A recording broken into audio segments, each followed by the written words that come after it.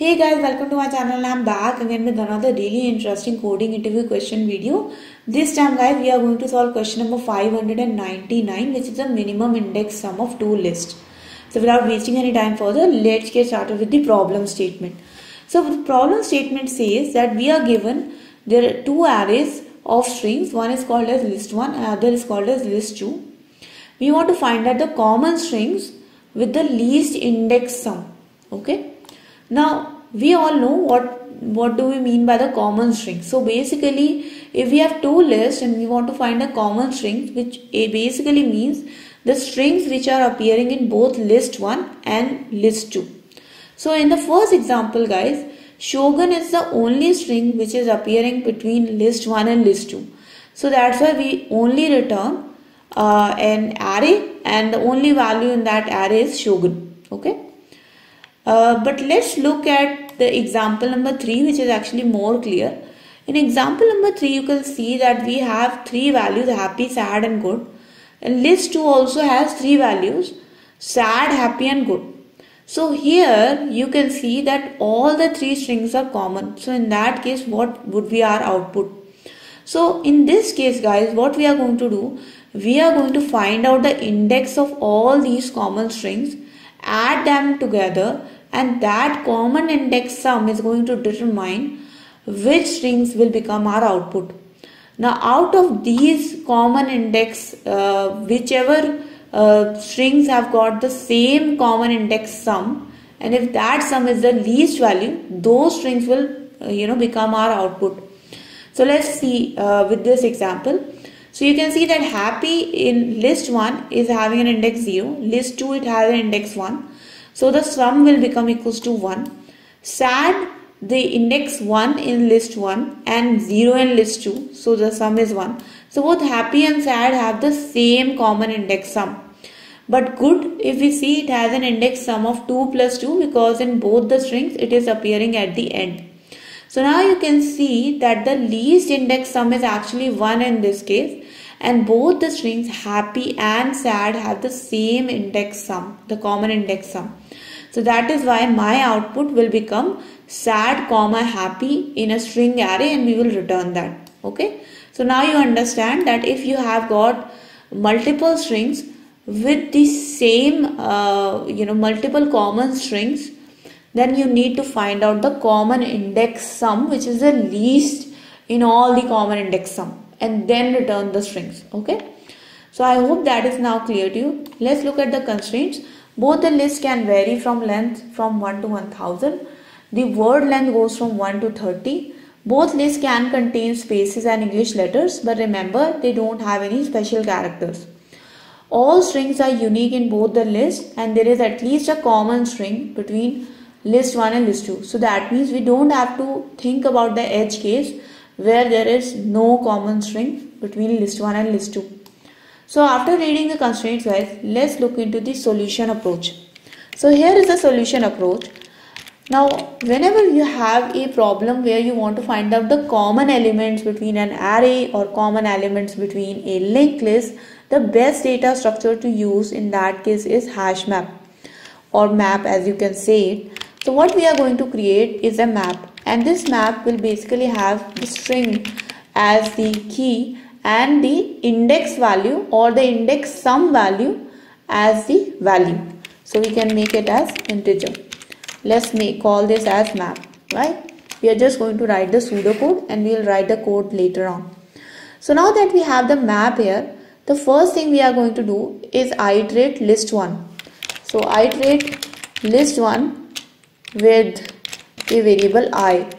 So what we are going to do is we are going to just simply place all the values of list 1 into the map. So map.put list 1 I and the ith index corresponding to it.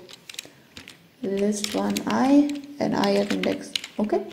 So after the first list iteration is done, it's time for us to go into the second list.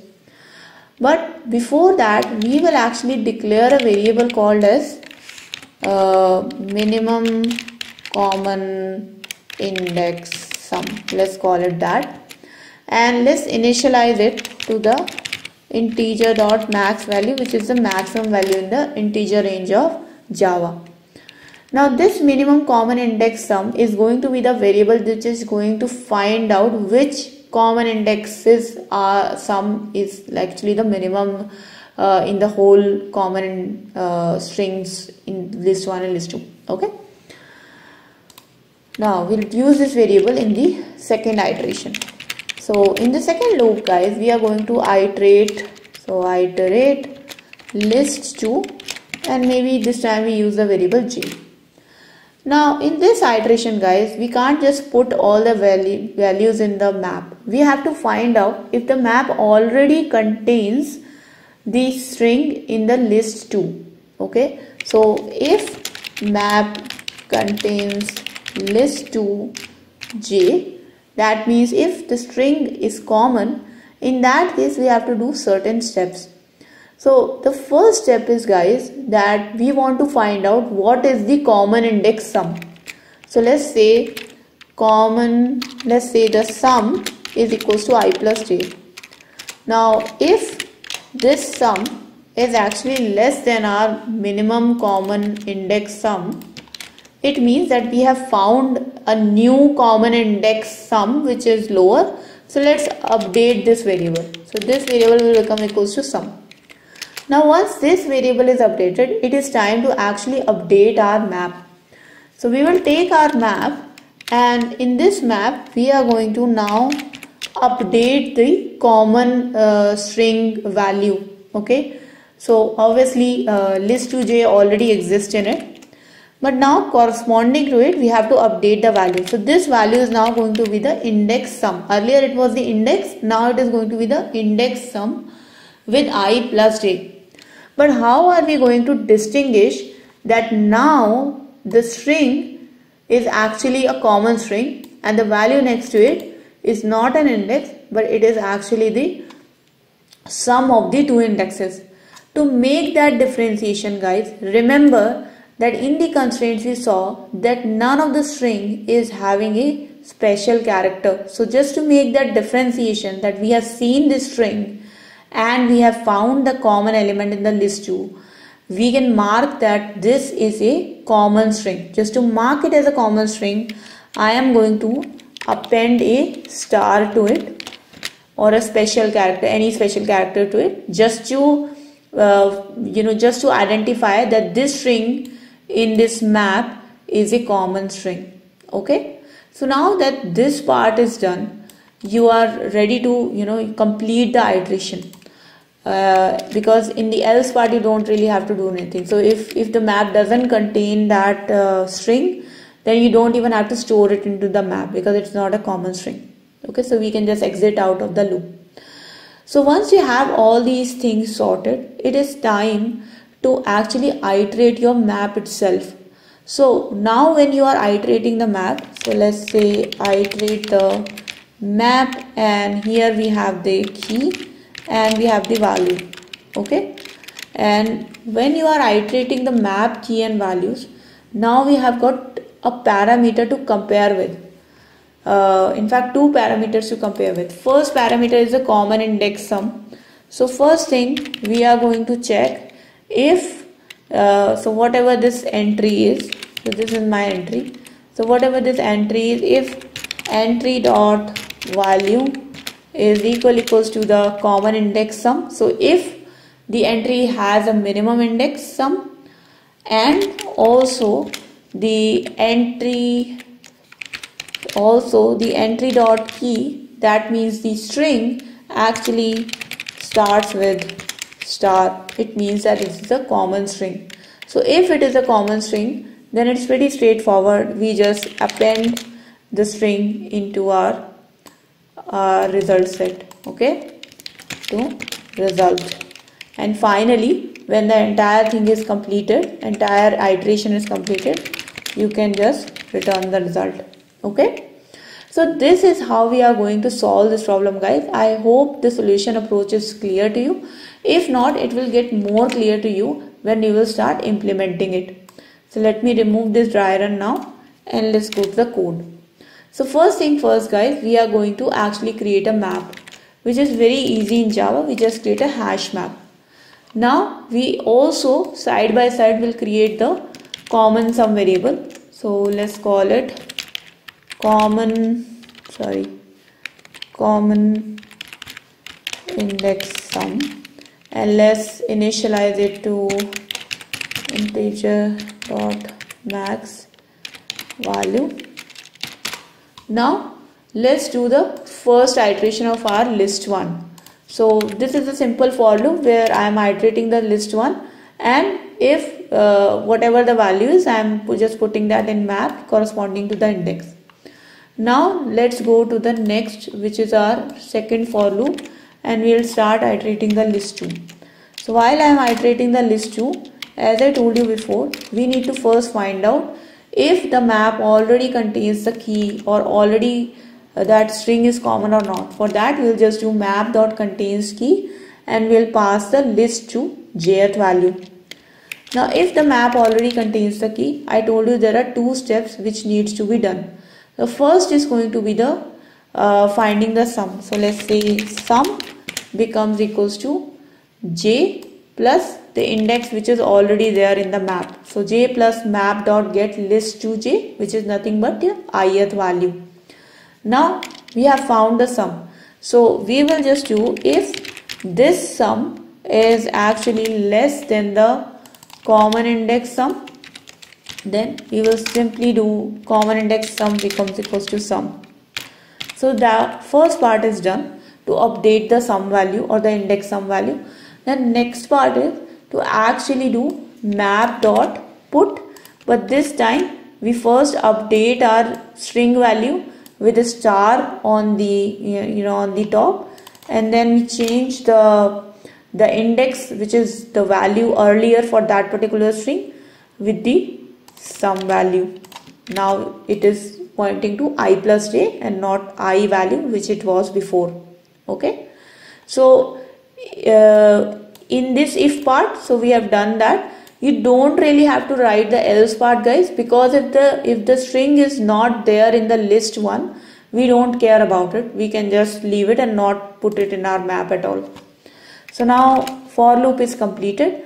Next is simply to iterate the map. So for that in Java we will use map.entry set. So for map entry is string and value is integer, we will take that entry set and we will iterate it for all the entries in our map. Now pretty straightforward. We will just check if the value in our map entry is actually equals to the common index sum or not. If it is equals to the common index sum, then it's fine, but we also need to make sure that this is a common string. So for that we'll just check if the key value starts with a star, because we appended a star for all the common strings. In that case we have to append it to our result.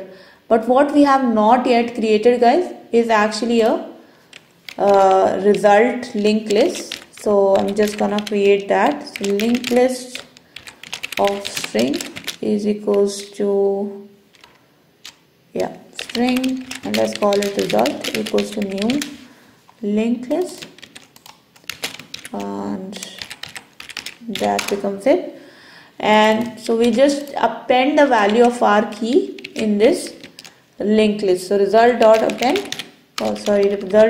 add and set dot get key. But remember, guys, this string is now starting with a star, so you cannot just do it like this, right? So you need to do substring, but you start the string from the first index and go until the end. So you just remove the star by using substring. Finally, when the entire result linked list is populated, you just return result dot to array, but this time we pass new string 0 just to make sure that the result is returned as a string array and not as an object array. Let's run this code, guys. Let's see if this works for all our use cases, and it is accepted for the first 3 test cases, and hopefully this will actually work, and there you go, it works. Now coming for the time complexity for this particular solution and space complexity. So let's look at the time complexity, guys. Obviously you can see the time complexity is order of n. Why? Because we have got 3 loops here, and let's say if list 1 is having n n value, list 2 is having n values, and the map also has n values, so 3n, so eventually it's order of n. Okay, so we can say at 3n, 3 loops, but you can in big O call it as order of n. Let's look at the space complexity. So the space complexity is also order of n.